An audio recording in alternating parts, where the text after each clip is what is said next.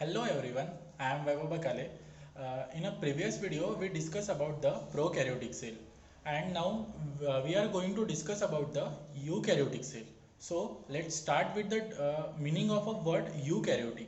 Eukaryotic is a Greek word. Uh, eu, uh, eu means true, and karyon means nucleus. So it means a true nucleus. So eukaryotic cell is a type of a cell which have a true nucleus and membrane bound organelles. Examples of the eukaryotic cell is animal, plants, and fungi. Size of the eukaryotic cell is ranges 10 to 100 micrometer in a diameter. Then the characteristics. Eukaryotic cell have a nuclear enclosed sorry eukaryotic cell Eukaryotic cell have a nucleus enclosed within a nuclear membrane.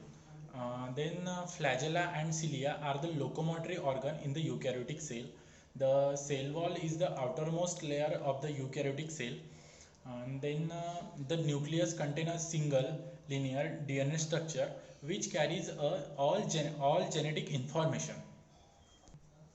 And the organelles are present in the eukaryotic cell, which are cell wall, cell membrane, ribosomes, mitochondria, nucleus, lysosomes, DNA, etc. So which of them we talk about the cell membrane. Cell membrane separates the cell from the outside environment. It comprises the specific amendment protein which help in exchange of a substance in and out of the cell. Then cell wall. Cell wall is a rigid structure present outside and of the plant cell, which is made up of a cellulose, pectin, and protein, etc. Then the ribosome. Ribosome are a main site of protein synthesis and it is composed of protein and ribonucleic acid. Then the endoplasmic reticulum. Endoplasmic reticulum is a network of small tubular structure. Uh, they has a they has a two types. First one smooth endoplasmic reticulum and the rough endoplasmic reticulum.